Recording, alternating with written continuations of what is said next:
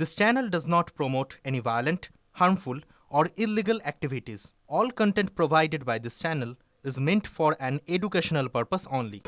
দুয়ারে বঙ্গযুদ্ধ, সব পক্ষ প্রস্তুত।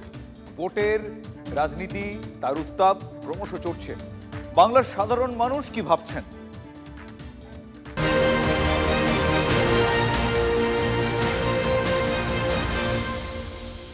শহর আসানসোল এক সময়ের বামেদের ঘাঁটি হাত বদল হয়ে বিজেপির দখলে, আর তারপর হাত বদল হয়ে তৃণমূলের দখলে এখন আসানসোল লোকসভা কেন্দ্র। আর প্রতিটি বিধানসভাতেই দুই ফুলের টক্কর। কি হিন্ট পাচ্ছেন পাল্লা কোন দিকে ভারী? তৃণমূলের দিকে ভারী। মানুষ তৃণমূলকে ভোট দেয়, তৃণমূল মানুষের কাজ করছে, মমতা বন্দ্যোপাধ্যায় সাধারণ মানুষের কাজ করছে, ছাত্রছাত্রীর কাজ করছে, মহিলার কাজ করছে। মানুষ মমতাকেই দেখবে। এত যে ভাতা দেবে তবে তো অবভিয়াসলি দিদিই জিতবে, যদি এত ভাতা দেয়। হিন্ট কি পাচ্ছেন? দিদি অবভিয়াসলি। বর্তমানে শাসক দল যারা পশ্চিমবঙ্গে তাদের দিকে পাল্লা ভারী, তারা কাজ করেছে তাই জন্য। হিন্ট কিছু পাচ্ছেন? হিন্ট না, কোনো হিন্ট পাচ্ছি না আমি আপাতত। হিন্ট কি পাচ্ছেন? সেটা বলা খুব মুশকিল, মানে একদমই বলতে পারবো না সেটা। মানে এটা হিন্ট পাচ্ছেন? আমরা মহিলারা এক জায়গাতেই চাই, বুঝতেই পারছেন, কিন্তু এখন বলা খুব মুশকিল। হিন্ট পাচ্ছি বলতে এখনো কিছু বোঝা যাচ্ছে না, এবার 50-50 লড়াই হতে পারে এবারে। কি হিন্ট পাচ্ছেন? পরিবর্তন? আমরা তো বলবো যে সরকার আছে দিদি সেটাই থাকুক। হিন্টের ব্যাপারে ওরকম করে নয়, প্রায় আধা আধি হয়ে আছে। বেশিরভাগই তৃণমূল, কিছু বিজেপি, কিছু কিছু সিপিএম এর আছে, কিন্তু এক্স্যাক্ট কি সেটা বোঝা।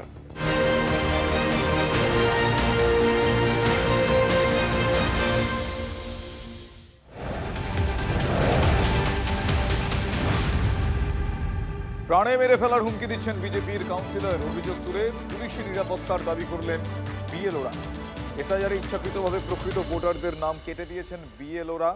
অভিযোগ তুলে বনগাঁ এলাকায় বুথ লেভেল অফিসারদের হুমকি দিচ্ছেন বনগাঁ পুরসভার 7 নম্বর ওয়ার্ডের বিজেপি কাউন্সিলর দেবদাস মণ্ডল।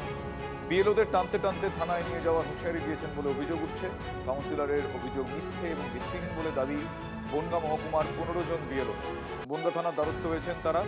পাল্টা বিজেপি নেতা তিনি দাবি করছেন যে তিনি কারো নাম নিয়ে কিছু বলেননি। যারা অভিযোগ করেছেন তারা সত্যি সত্যি প্রকৃত ভোটারদের নাম বাদ দিয়েছেন। দেবদাস মণ্ডল উনি গত পরশুদিনকে রাত্রি 7টা সাড়ে 7টা নাগাদ এই বক্তব্যটা রেখেছেন যে উনি বিএলওদেরকে যথাযথভাবে দেখে নেবেন, কিন্তু সেটা আমরা ওনার কাছ থেকে আশা করি না। এই হুমকির পরে, রাজনৈতিক হুমকির পরে আমরা নিরাপত্তাহীনতায় ভুগছি। নিজেদের নিরাপত্তাটা যাতে সুনিশ্চিত হয় সেই জন্য আমরা এই অভিযোগটা জানিয়েছি। একজন রাজনৈতিক ব্যক্তিত্ব হিসেবে যথেষ্ট রেসপন্সিবল বলে মনে করতাম আমি তাকে, আমরা তো সেখানে দাঁড়িয়ে ওনারা যেভাবে প্রকাশ্যে এইভাবে আমাদের নামে বিএলওদের নামে বললেন, সেক্ষেত্রে আমরা খুব মানে ভীষণভাবে দুঃখিত যে এইভাবে বিএলওরা এত পরিশ্রম করে তাদের পারিশ্রমিকও ঠিকঠাক পায়নি, তো সেই বিএলওদেরকেই এইভাবে হ্যারাস করা হচ্ছে। এটা অত্যন্ত দুঃখজনক বলে আমি মনে করি। বিএলওরা আমার কাছে একটা অভিযোগ করলো যে এসে যে আমাদের গতদিন রাত্রে দিদি আমাদের ওপেনলি বাটার মোড়ে একটা হুমকি দেওয়া হয়েছে। হুমকি দেওয়ার পরে দেখলাম ভিডিওটা আমাকে চালিয়ে দেখানো যে সত্যি এইটা কখনো বরখাস্ত করা যায় না। এই জন্যই আমরা বললাম যে একটা প্রতিবাদ হিসাবে একটা আমরা অভিযোগ করেছি। আমরা চাইছি যেটা সঠিক সেটাই হোক। আমি প্রাণনাশের হুমকি দিতে যাবো? আমার কি নাম কেটে দেবে? আমি প্রাণনাশের হুমকি দিতে যাবো? আমি যা বলেছি ওপেন বলেছি, বাটার মোড়ে বলেছি। আমি বলেছি যাদের নাম কাটা গেছে, যেসব বিএলও তৃণমূলের দালাল যারা আপনাদের নাম কেটেছে তাদের বুকের কলার ধরে থানায় নিয়ে যাবে। নাম কাটবে ওনারা, যাদের নাম কেটেছে, যারা এখানকার ভোটার তাদের নাম কাটবে, সেই সব ভোটারগুলো তাদেরকে জিজ্ঞাসা করবেন। ভোটের মুখে শাসক দলে কোন দল অস্বস্তি? হাওড়ার জগৎবল্লভপুরে তৃণমূলের দুই গোষ্ঠীর মধ্যে সংঘর্ষ। দলীয় কার্যালয়ে ভাঙচুর চালানো হয়, একজন জখম হয়েছেন। তৃণমূলের সংখ্যালঘু সেলের সভাপতির ওপর চড়াও হয়, বেধড়ক মারধর করা হয়, অভিযোগ অন্তত এমনটাই। কাঠগড়ায় দলেরই পঞ্চায়েত সমিতির সভাপতির ঘনিষ্ঠরা। এরপরেই এলাকায় উত্তেজনা ছড়িয়ে পড়ে। তৃণমূলের কার্যালয়ে ঢুকে ব্যানার, ফেস্টুন ছিঁড়ে দেওয়া হয়, এমনটাই অভিযোগ। সংখ্যালঘু সেলের সভাপতির লোকজনের বিরুদ্ধেই অভিযোগ উঠছে। খবর পেয়ে ঘটনাস্থলে পুলিশ যায়। ইতিমধ্যেই একজনকে আটক করা হয়েছে গোটা ঘটনায়। ওনার হঠাৎ মনে হয়েছে যে ওদেরকে আইএসএফ এর কিছু ছেলেকে নিয়ে লাইট লাগিয়ে এই এলাকায় দাঙ্গা লাগানো মূল উদ্দেশ্য।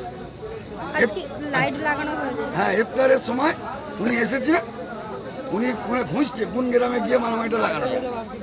রোজাদারকে মেরেছে, যাকে মেরেছে শহীদুল মির্জা, উনি মাইনরিটি সভাপতি রঞ্জন কুণ্ডুর নেতৃত্বে আইএসএফ এর ছেলে। মাননীয় সভাপতি থাকাকালীন অবস্থা ওই ছেলেটাকে কিভাবে মারা হলো, কেন মারা হলো, তার আমরা দাবি চাই যে কেন উনি মারলেন, কি কারণে মারলেন, তার জবাব তাকে দিতে হবে। আমি এই অঞ্চলের উপভোটার, আমি এখানে দাঁড়িয়ে বলছি উনি যদি মানুষ হন এখানে এসে জবাব দিন, কেন ওকে দাঁড়িয়ে থাকা অবস্থায় মারা হলো, কি ছেলেটা অন্যায় করেছিল। সহকর্মী সুব্রত এই মুহূর্তে টেলিফোন লাইনে রয়েছে। সুব্রত, এখন কি পরিস্থিতি?